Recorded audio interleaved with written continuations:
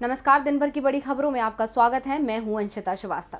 इस बुलेटिन में आज बात होगी लोकतंत्र, सरकार और न्यायपालिका पर सीजेआई के बड़े बयान की, रामदेव और डॉक्टरों के बीच विवाद के बाद पीएम की योग पर राय की, जानेंगे उत्तराखंड में क्यों मुश्किल में दिख रही है बीजेपी, कृषि कानून पर जेडीयू क्यों सरकार से दिख रही है दूर, अखिलेश ने जन्मदिन पर किया क्या दावा और बुलेटिन के आखिर में बात चीन की कम्युनिस्ट पार्टी के शताब्दी समारोह की। लेकिन तमाम बड़ी खबरों से पहले एक नजर सुर्खियों पर। नीतीश सरकार की मुश्किलें बढ़ी, समाज कल्याण मंत्री मदन सैनी ने की इस्तीफे की पेशकश, कहा अधिकारी नहीं सुनते मंत्री की बात, काम करना मुश्किल। जम्मू कश्मीर के बाद लद्दाख के नेताओं की सरकार ने सुनी मांग, केंद्रीय गृह राज्य मंत्री के आवास पर लद्दाख के नेताओं से हुई बात, लद्दाख को भी पूर्ण राज्य बनाने की उठी मांग। राजस्थान में फिर बढ़ेंगी अशोक गहलोत की मुश्किलें, सचिन पायलट समर्थकों ने दिल्ली में डाला डेरा, निर्दलीय विधायकों को मिल रही प्राथमिकता से खुश नहीं है पायलट समर्थक। जीएसटी की गड़बड़ी पर बोले केंद्रीय मंत्री नितिन गडकरी, जीएसटी में सुधार कर इसे बनाया जा सकता है बेहतर, कुछ रास्ता निकालने की है जरूरत। आज भी शेयर बाजार में रही गिरावट, सेंसेक्स 164 अंकों की गिरावट के साथ 52,319 पर हुआ बंद, निफ्टी 42 अंकों की गिरावट के साथ 15,680 पर हुआ बंद। सुर्खियों के बाद बात आज की सबसे बड़ी खबर की। देश में इस समय कई संवैधानिक संस्थान सवालों के घेरे में हैं। केंद्र सरकार पर आरोप लगते रहे हैं कि वो संस्थानों में हस्तक्षेप कर रही है। यहां तक कि चुनाव में भी सरकार के हस्तक्षेप के आरोप लगते रहे हैं। देश में लोकतंत्र और न्यायपालिका को लेकर एक कार्यक्रम में सीजेआई एनवी रमना ने बड़ी बात कही है। तो क्या कहा है सीजेआई ने, देखिए रिपोर्ट। देश की जनता को अगर सबसे ज्यादा भरोसा किसी पर है तो वो है देश के सुप्रीम कोर्ट पर, जो लोकतंत्र की सबसे बड़ी ताकत है। और इसे लेकर आज सीजेआई एनवी रमन्ना ने कहा कि हकीकत में शासन चलाने की ताकत जनता के पास ही है, जनता शासकों को बदल देती है। उन्होंने कहा कि देश में अब तक 17 बार आम चुनाव हुए और जनता ने इनमें से 8 बार सत्तारूढ़ पार्टी को बदल दिया, जो लगभग आधा होता है। ये एक संकेत है कि बड़े पैमाने पर असमानताओं, गरीबी और पिछड़ेपन के बावजूद भारत के लोग बुद्धिमान हैं। जनता ने अपने कर्तव्यों का बखूबी निर्वहन किया है। अब उन लोगों की बारी है जो राज्य के प्रमुख अंगों का संचालन कर रहे हैं, वे इस पर विचार करें कि क्या वे संवैधानिक जनादेश पर खरा उतर रहे हैं। उन्होंने कुछ राज्य सरकारों द्वारा अपनाए गए सख्त रवैये को लेकर टिप्पणी करते हुए कहा कि कुछ वर्षों में केवल एक बार शासक बदलने का अधिकार मनमानी रोकने की गारंटी नहीं है। सीजेआई ने औपनिवेशिक शासन का उल्लेख किया और कहा कि औपनिवेशिक शासन के समय कानून को अपनी सत्ता बचाए रखने के लिए बनाए गए थे। उनका इस्तेमाल राजनीतिक विरोधियों पर होता था। अंग्रेजों के कानून शासन द्वारा कानून के लिए प्रसिद्ध थे, न कि कानून का शासन। सीजेआई ने इशारों में उन कानूनों का हवाला दे दिया जिनका इस्तेमाल आज भी सरकार अपने राजनीतिक विरोधियों पर करती है। न्यायपालिका में सरकारी हस्तक्षेप को लेकर बोलते हुए सीजेआई ने कहा, न्यायपालिका को सरकारी शक्ति और कार्रवाई की जांच करने की पूर्ण स्वतंत्रता होनी चाहिए। न्यायपालिका को प्रत्यक्ष या अप्रत्यक्ष रूप से विधायिका या कार्यपालिका द्वारा नियंत्रित नहीं किया जा सकता है, अन्यथा कानून का शासन खत्म हो जाएगा। न्यायाधीशों को भी लोगों की भावनात्मक सोच, जिसे अक्सर सोशल मीडिया प्लेटफॉर्म द्वारा फैलाया जाता है, उससे प्रभावित नहीं होना चाहिए। सीजेआई ने कहा कि न्यायाधीशों को इस तथ्य को ध्यान में रखना होगा कि इस तरह से सोशल मीडिया पर फैलाई गई सोच या शोर जरूरी नहीं है कि वो सही हो। नए दौर में लोग सही और गलत, असली और नकली, अच्छे और बुरे के बीच अंतर करने में असमर्थ हैं। इसीलिए किसी भी मामले को तय करने में मीडिया ट्रायल मार्गदर्शक नहीं हो सकता। हमें बिना दबाव के काम करना होगा। देश का लोकतंत्र मजबूत है, लेकिन उसे चलाने वाले लोगों को सोचना होगा कि वो क्या कर रहे हैं। सीजेआई का इशारा साफ है कि जिन्हें चुना गया है वो मनमानी ना करें, एक पक्ष की ही ना सुनी जाए, जैसा इस समय योग गुरु रामदेव और डॉक्टर्स के बीच चल रहे विवाद में देखा जा रहा है। रामदेव द्वारा डॉक्टरों के खिलाफ की गई टिप्पणियों के बावजूद उन पर कोई कार्रवाई नहीं हुई। डॉक्टर्स अपनी शिकायत हर फोरम पर कर चुके हैं। आज पीएम डॉक्टरों से मिले तो उन्होंने डॉक्टरों से ही कह दिया कि योग के बारे में सोचे। तो क्या कहा पीएम ने, देखिए ये रिपोर्ट। 1 जुलाई को डॉक्टर्स डे के मौके पर देश भर में डॉक्टरों के योगदान की चर्चाएं हो रही हैं। इस खास मौके पर पीएम नरेंद्र मोदी ने खुद डॉक्टर्स को संबोधित किया और कहा कि जिस तरह से महामारी में हमारे डॉक्टर्स ने काम किया है उस पर मुझे गर्व है। साथ ही पीएम नरेंद्र मोदी ने डॉक्टर्स डे के मौके पर योग पर भी चर्चा की। उन्होंने इंडियन मेडिकल एसोसिएशन से कहा कि वो योग के फायदे को लेकर रिसर्च करें। पीएम मोदी ने आगे कहा कि जब डॉक्टर योग पर स्टडी करते हैं तो पूरी दुनिया इस बात को गंभीरता से लेती है। क्या आईएमए की ओर से ऐसे अध्ययन को मिशन मोड पर आगे बढ़ाया जा सकता है? क्या योग पर आपकी स्टडी इंटरनेशनल जर्नल में प्रकाशित हो सकती है? योग पर विस्तृत चर्चा करने के बाद पीएम ने देश में कोरोना के हाल पर भी चर्चा की और जनता से प्रोटोकॉल का पालन करने की अपील भी की। योग के फायदे बताते हुए उन्होंने कहा कि कई आधुनिक मेडिकल साइंस संस्थान इस बात पर स्टडी कर रहे हैं कि आखिर कोरोना संक्रमित होने के बाद कैसे योग लोगों को उबरने में मदद कर सकता है। इसके अलावा प्रधानमंत्री नरेंद्र मोदी ने डॉक्टर्स की सराहना करते हुए कहा कि पिछले 1.5 साल में हमारे डॉक्टर्स ने जिस तरह देशवासियों की सेवा की है वो एक मिसाल है। पीएम ने डॉक्टरों को ही नसीहत दे दी, जबकि नसीहत की जरूरत बाबा रामदेव को थी। बयान पीएम का था, लेकिन मुसीबत में बीजेपी दिखाई दे रही है। बीजेपी इस समय कई मुसीबतों में घिरी हुई है। एक परेशानी उत्तराखंड को लेकर है। 4 महीने पहले ही यहां पार्टी ने सीएम की कुर्सी त्रिवेंद्र सिंह रावत से लेकर तीरथ सिंह रावत को सौंपी थी, लेकिन अब तीरथ से भी इस्तीफा तैयार रखने को कहा जा रहा है।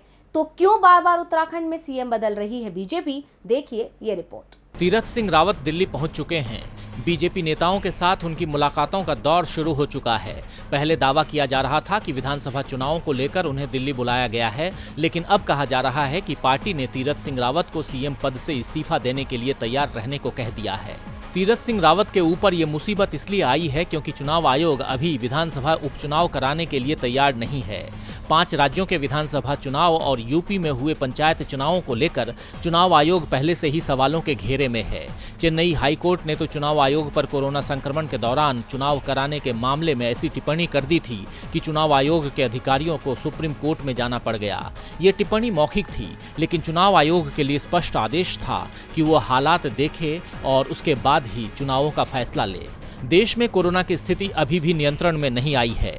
ऐसे में चुनाव आयोग की ओर से संकेत साफ है कि वो चुनावों के लिए जल्दबाजी में कोई फैसला नहीं करेगा। 10 सितंबर तक अगर तीरथ सिंह रावत विधायक नहीं चुने गए तो संवैधानिक प्रावधानों के अनुसार उनका सीएम पद भी चला जाएगा, क्योंकि सीएम बनने के 6 महीने के भीतर उन्हें विधानसभा का सदस्य चुना जाना जरूरी है। वैसे तीरथ सिंह रावत इस्तीफा देकर फिर सीएम पद की शपथ ले सकते, लेकिन चिंता की बात यह है कि 10 सितंबर के बाद उत्तराखंड विधानसभा चुनावों के ऐलान में 6 महीने से भी कम का वक्त बचेगा और चुनाव आयोग उस सदन के लिए उपचुनाव नहीं कराता जिसका कार्यकाल 6 महीने से कम का बचा हो। यानी साफ है कि उत्तराखंड में अब विधानसभा चुनावों तक कोई भी उपचुनाव नहीं होगा। ऐसे में तीरथ सिंह रावत के पास इस्तीफा देने के अलावा कोई दूसरा विकल्प नहीं बचा है। वैसे उपचुनावों को लेकर भी तीरथ सिंह रावत डरे हुए हैं। पहले दावा किया जा रहा था कि सीएम गंगोत्री सीट से चुनाव लड़ेंगे, लेकिन देवस्थानम बोर्ड को लेकर वहां तीर्थ पुरोहित नाराज चल रहे हैं। इसीलिए रावत ने गंगोत्री सीट से लड़ने की संभावना से भी इनकार कर दिया है। उत्तराखंड में बीजेपी की परेशानी कम नहीं हो रही है, जबकि चुनाव अब 6 महीने दूर ही रह गया है। उत्तराखंड में बीजेपी चुनाव से पहले परेशान है, तो पंजाब में ऐसी ही परेशानी का सामना कांग्रेस को करना पड़ रहा है। पंजाब कांग्रेस में 2 गुट बन गए हैं। पार्टी एक की सुनती है तो दूसरा आंख दिखाने लगता है, और जब दूसरी की सुनती है तो पहला हावी होने की कोशिश करता है। तो क्यों कांग्रेस के लिए परेशानी बनी हुई है पंजाब की गुटबाजी? देखिए ये रिपोर्ट। नवजोत सिंह सिद्धू और कैप्टन अमरिंदर सिंह के बीच तनाव बढ़ता ही जा रहा है, क्योंकि पार्टी किसी भी तरह से इस मामले को संभाल नहीं पा रही है। कांग्रेस अच्छी तरह से जानती है कि सिद्धू और अमरिंदर सिंह दोनों ही उसके लिए महत्वपूर्ण है। ऐसे में अगर सिद्धू को नजरअंदाज करती है तो पार्टी को नुकसान हो सकता है, क्योंकि आम आदमी पार्टी सिद्धू से बात करने की कोशिश में लगी हुई है। इसीलिए पार्टी आलाकमान सिद्धू से मिले, लेकिन उन्होंने सीएम अमरिंदर सिंह को खास तवज्जो नहीं दिया, जिसके बाद राज्य के मुख्यमंत्री कैप्टन अमरिंदर सिंह ने बड़ा कदम उठाया और गुरुवार को करीब 2 दर्जन नेताओं को लंच पर बुला लिया, जिसके बाद से कांग्रेस में हलचल मच गई और इस लंच को लेकर कई अटकलें लगाई जाने लगीं। क्योंकि अमरिंदर सिंह ने ये बैठक ऐसे समय में बुलाई है जब एक दिन पहले ही नवजोत सिंह सिद्धू ने कांग्रेस के पूर्व अध्यक्ष राहुल गांधी और महासचिव प्रियंका गांधी वाड्रा से नई दिल्ली में मुलाकात की थी। आपको बता दें कि बुधवार को सिद्धू ने पहले प्रियंका गांधी से उनके निवास पर मुलाकात की। इसके बाद प्रियंका गांधी ने राहुल गांधी और कांग्रेस पार्टी की अंतरिम अध्यक्ष सोनिया गांधी से मुलाकात की। इसके बाद राहुल गांधी ने सोनिया गांधी से बातचीत की। अब क्योंकि पार्टी आलाकमानों ने सिद्धू से मुलाकात की तो ऐसे में सीएम अमरिंदर सिंह को गुस्सा आना तय है। इसी के चलते अपनी अहमियत और ताकत को दिखाने के लिए अमरिंदर सिंह ने करीब 2 दर्जन नेताओं को लंच पर बुला लिया। ऐसा करने के पीछे अमरिंदर सिंह की क्या मंशा है ये तो वक्त आने पर पता चल जाएगा, लेकिन फिलहाल ये कयास लगाए जा रहे हैं कि ऐसा करके अमरिंदर सिंह पंजाब में अपनी ताकत का प्रदर्शन कर रहे हैं। अब देखना होगा कि पार्टी हाईकमान पर क्या पड़ता है इस बैठक का असर, क्योंकि अमरिंदर सिंह के इस तरह बैठक बुलाने से पार्टी आलाकमान नाराज हो गए हैं। पंजाब में परेशानी सिर्फ कांग्रेस की ही नहीं है, यहाँ बीजेपी भी परेशान है। दरअसल केंद्र सरकार द्वारा बनाए गए नए कृषि कानूनों का सबसे ज्यादा विरोध पंजाब में ही हो रहा है। स्थिति ये हो गई है कि बीजेपी का झंडा लगाने को भी कोई तैयार नहीं है। कृषि कानूनों को लेकर बीजेपी के सहयोगी दल ही उसे नसीहत दे रहे हैं। जेडीयू ने तो नए कृषि कानूनों में बदलने की बात भी कह दी है। तो क्या कहा है जेडीयू ने, देखिए ये रिपोर्ट। कृषि कानूनों को लेकर अब जेडीयू में भी सरकार के खिलाफ आवाजें उठने लगी हैं। जनता दल यूनाइटेड यानी जेडीयू किसानों के साथ खड़ा दिखाई दे रहा है। मेरठ में एक कार्यक्रम में आए जेडीयू के प्रधान राष्ट्रीय महासचिव और पूर्व राज्यसभा सांसद केसी त्यागी ने कृषि कानूनों पर किसानों का समर्थन किया है। केसी त्यागी ने कहा कि आज देश भर में किसानों की हालत सबसे ज्यादा खराब है। सरकार को किसानों की मांगों के सामने अड़ना नहीं चाहिए।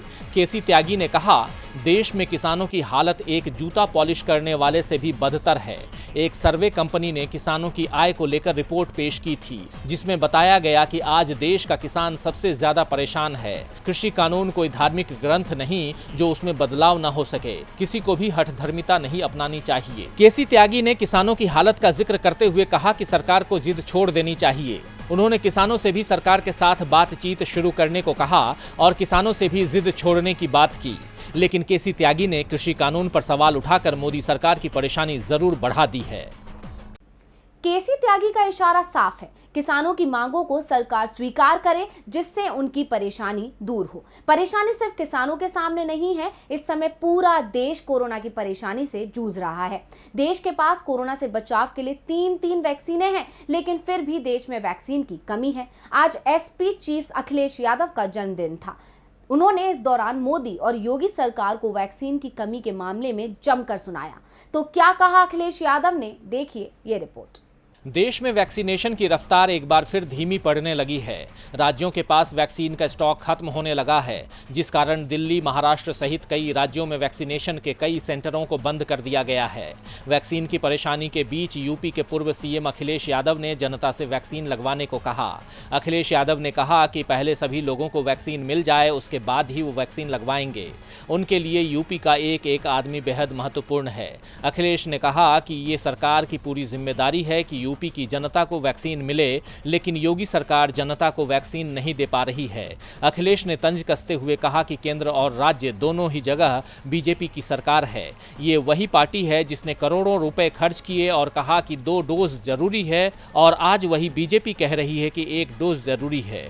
अखिलेश ने कहा, अगर बीजेपी सरकार मुझे वैक्सीन लगवाने की बात करती है तो मैं यही कहूंगा कि सबसे पहले उत्तर प्रदेश के गरीब, किसान, मजदूर और नौजवानों को वैक्सीन लगवा दें। अंत में जो एक वैक्सीन बचे वो हमें लगा दें। इसके साथ ही अखिलेश यादव ने कहा कि उत्तर प्रदेश की जनता बदलाव चाहती है। जनता ने जिसको बदलाव के लिए वोट दिया था, उन्होंने कुछ नहीं किया। 2022 में समाजवादी पार्टी की सरकार आ रही है। बीजेपी ने 2017 में जनता से जो वादे किए थे उसे निभाए और अपना संकल्प पत्र पूरा करे।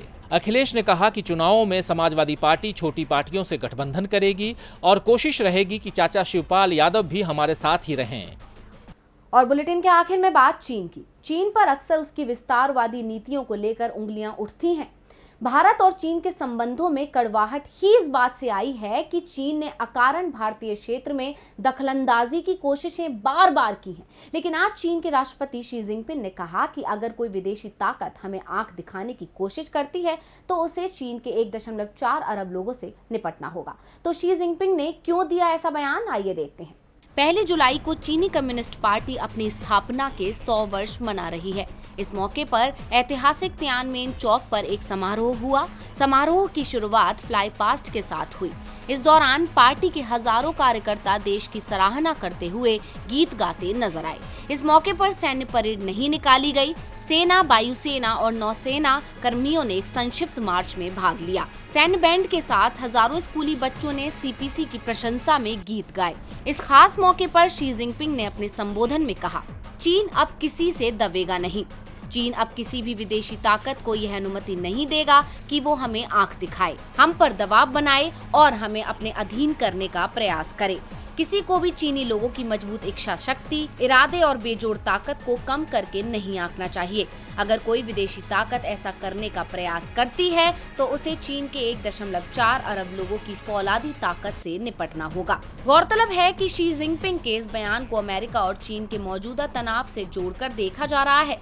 बीते कुछ वर्षों में चीन कई बार अमेरिका पर उसकी आर्थिक वृद्धि में बाधा बनने का आरोप लगा चुका है। माओ त्से तुंग के बाद चीन के सबसे ताकतवर नेता बनकर उभरे राष्ट्रपति शी जिनपिंग ने इस मौके पर माओ की तरह ही कपड़े पहने हुए थे।